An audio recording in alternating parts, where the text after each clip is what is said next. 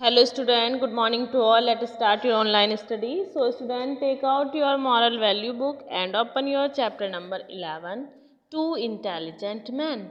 Once upon a time there were two incredible, intelligent and capable men.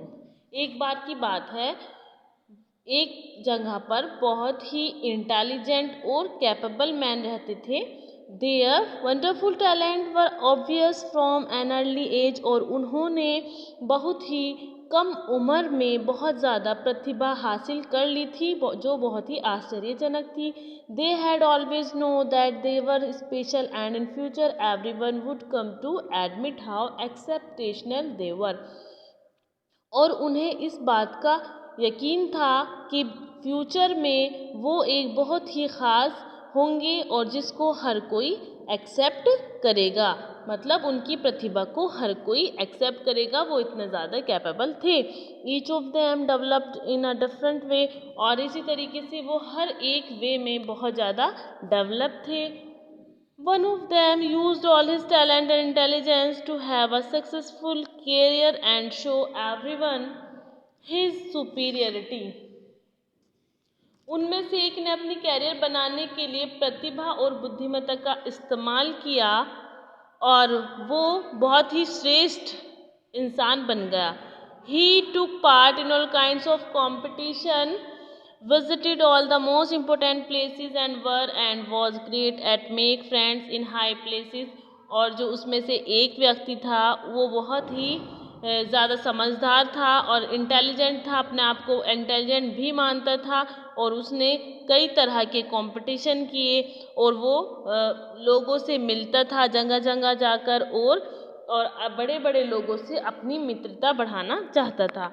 The other man was equally aware of his capability and he never run from his responsibility. और जो दूसरा व्यक्ति था वो भी उसकी तरह aware ही था, लेकिन वो अपनी कैपेबिलिटी से और रेस्पॉन्सिबिलिटी से कभी भी भागता नहीं था. He would do almost any task better than those around him, और वो अपने टास्क को उससे भी ज़्यादा अच्छी तरीके से कंप्लीट करता था. He was always busy looking for ways to help others, और वो हमेशा हर किसी की मदद करने के लिए तैयार रहता था. वो सिर्फ ये नहीं देखता था कि कोई जो हाई फैमिली से होंगे सिर्फ उन्हीं की मदद करें या उन्हीं से बातचीत रखें, ऐसा नहीं था. वो हर तरह के लोगों से अपनी बातचीत रखता था और उनकी मदद भी करता था टाइम पर. As a result he has a much loved and well known person, और उसका क्या परिणाम हुआ कि लोग उस सेकंड पर्सन को ज़्यादा जानने लगे और ज़्यादा उससे प्रेम करने लगे. Once a great disaster struck then land, एक बार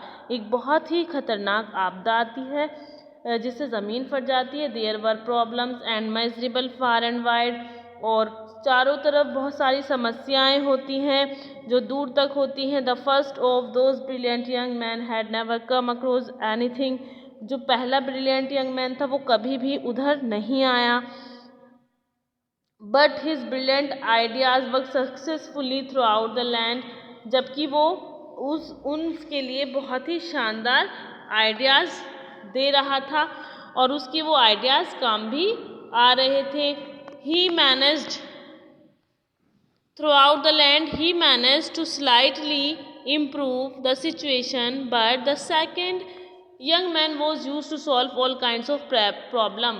और तब लेकिन दूसरा जो यंग मैन था उसने उन सारी सिचुएशन को बहुत अच्छे से मैनेज किया, हैंडल किया सेकंड मैन ने, और उसने सबकी ज़्यादातर प्रॉब्लम्स को सॉल्व किया. He had such useful knowledge of certain subject that the disaster hardly affected the people in the region at all, और वो जानता था कुछ विषयों का, उसे पूरा ज्ञान था बहुत से विषयों का, जिससे उसने आपदा से प्रभावित लोगों को बहुत क्रिटिकल सिचुएशन से बचा लिया. His admirable methods were then adopted across the land. The fame of his good and wise man spread even more than that of the first young man, और उसकी इस बुद्धिमत्ता से, उसकी सराहनीय विधि से पूरे देश के लोगों ने उसको मान लिया, उसको मतलब बहुत ही अच्छा इंसान मान लिया, और उसकी इस विधि से पूरे देश में उस विधि को पूरे देश में अपनाया भी गया, जिससे वो बहुत ही चारों तरफ मतलब उसकी प्रशंसा